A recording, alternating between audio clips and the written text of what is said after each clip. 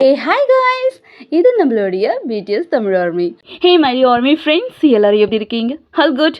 Today கேப் ஆஃப் இண்டஸ்ட்ரியோட ரொம்பவே முக்கியமான பிடிஎஸ் அண்ட் பிக் ஹிட் என்டர்டெயின்மெண்ட்டோட சிஓ ஆன பேங்ஷி அவர் மேலே இருக்கிற பண மோசடிக்கான விசாரணை திரும்பவும் ஆரம்பிச்சிருக்காங்க. இதனால பிடிஎஸோட ரீயூனியன் பாதிக்கப்படுமா? இந்த கேஸ் ஸ்ட்ராங் ஆச்சு அப்படின்னா பேங்ஷி ஜெயிலுக்கு போகிறது உறுதி. இதனால பிடிஎஸ் மேலேயும் இந்த கேஸ் ஃபைல் ஆகப்படுமா? அவங்களும் ஜெயிலுக்கு போகிற வாய்ப்பு இருக்கா அப்படின்றதுதான் இப்போ கேப் ஆஃப் இண்டஸ்ட்ரி முழுக்க இருக்கக்கூடிய மிகப்பெரிய கொஸ்டினா இருந்துட்டு இருக்கு. பிடிஎஸ் அவங்களோட மிலிட்டரி சர்வீஸை முடிச்சுட்டு டிஸ்சார்ஜ் ஆகிறதுக்கு இன்னும் ஃபியூ டேஸ் தான் இருந்துட்டு இருக்கு. உலகம் முழுக்க இருக்க பிடிஎஸ் ஃபேன்ஸ் இதை செலிப்ரேட் பண்ணிட்டு இருக்காங்க. ஆனா இந்த ஹாப்பியான மூமெண்ட்டை ஒட்டுமொத்தமாக கொலாப்ஸ் பண்ற மாதிரி பேங்ஷியோட பண மோசடிக்கான விசாரணை திரும்பவும் ஆரம்பிச்சிருக்கு. 2019-2020 பிக் ஹிட் மியூசிக்கோட சிஓ ஆன பேங்ஷி மீது பண மோசடி, ஷேர் ஹோல்டர்ஸ் தவறாக வழி நடத்தினாரு அப்படின்ற குற்றச்சாட்டு போடப்பட்டது. ஐஓபியோட விற்பனைக்கு முன்னாடியும் அதுக்கு பிறகும் ஷேர் ஹோல்டர்ஸ் பத்தியோட டீட்டெயில்ஸை பேங்ஷி வழங்கப்படல.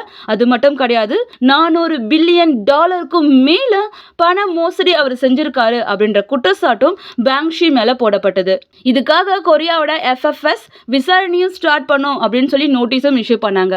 அது மட்டும் கிடையாது, இந்த கேஸால பிடிஎஸ் கண்டிப்பா டிஸ்பேண்ட் ஆயிடுவாங்க, அவங்க மேலேயும் இந்த கேஸ் ஃபைல் செய்யப்படும் அப்படின்ற நிறைய நியூஸஸ் பாத்தீங்க அப்படின்னா ஸ்ப்ரெட் ஆக ஆரம்பிச்சது. ஸோ இந்த கேஸ் கண்டிப்பா பெருசா வெடிக்கும் அப்படின்னு எதிர்பார்க்கும் போது பேங்ஷி பிடிஎஸோட கடைசி கான்செப்டுக்கான டேட்டா அனௌன்ஸ் பண்ணாரு. அது மட்டும் கிடையாது, கொரியாவோட கவர்னர் கூட பிடிஎஸோட மீட்டிங்கும் அரேஞ்ச் பண்ணியிருந்தாங்க.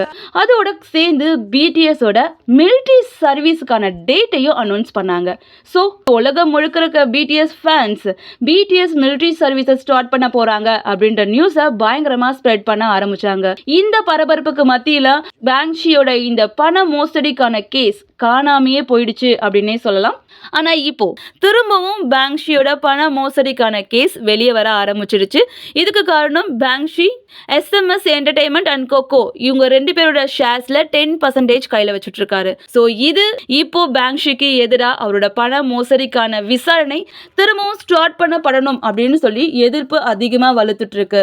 ஆனா கேப் ஆஃப் அண்ட் பிடிஎஸ் ஃபேன்ஸோட மிகப்பெரிய பிரச்சனை என்னவா இருந்துட்டு இருக்கு அப்படின்னா, பேங்ஷியோட இந்த பண மோசடியோட பிரச்சனை பிடிஎஸ் பாதிக்குமா, அவங்களோட ரீயூனியனை பாதிக்குமா? பேங்ஷி ஜெயிலுக்கு போனாரு அப்படின்னா பிடிஎஸும் ஜெயிலுக்கு போக வாய்ப்பு இருக்கா அப்படின்றதுதான் எல்லாரோட கொஸ்டினா இருந்துட்டு இருக்கு.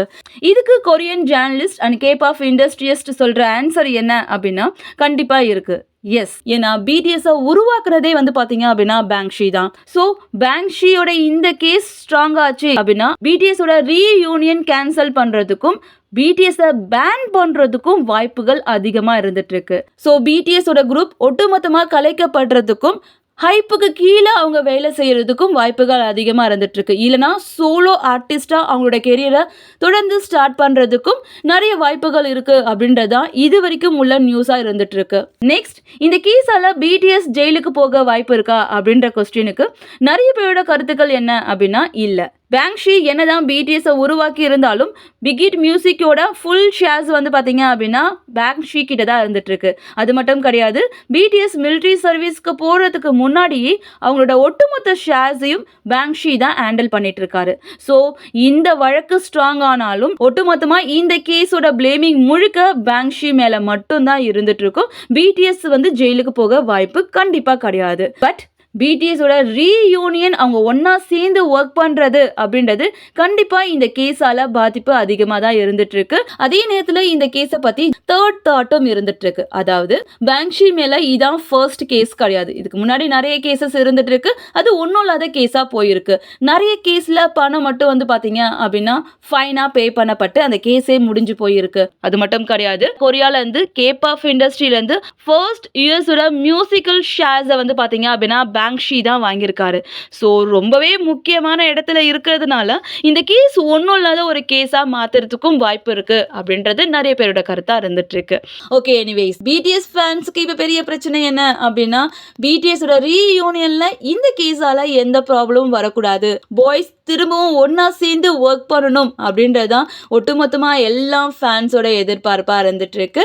ஐ விஷ் இந்த கேஸ் சீக்கிரமாகவே முடிஞ்சு நம்மளுடைய பாய்ஸ் ரீயூனியனில் எந்த ப்ராப்ளமும் வரக்கூடாது.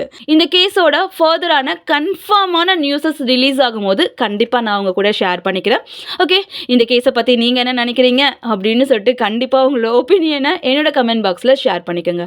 இந்த அப்டேட் பிடிச்சிருந்தா ப்ளீஸ் லைக் பண்ணுங்கள், நம்மளுடைய சேனலை சப்போர்ட் பண்ணுங்கள். Take care friends. Bye bye பாய்.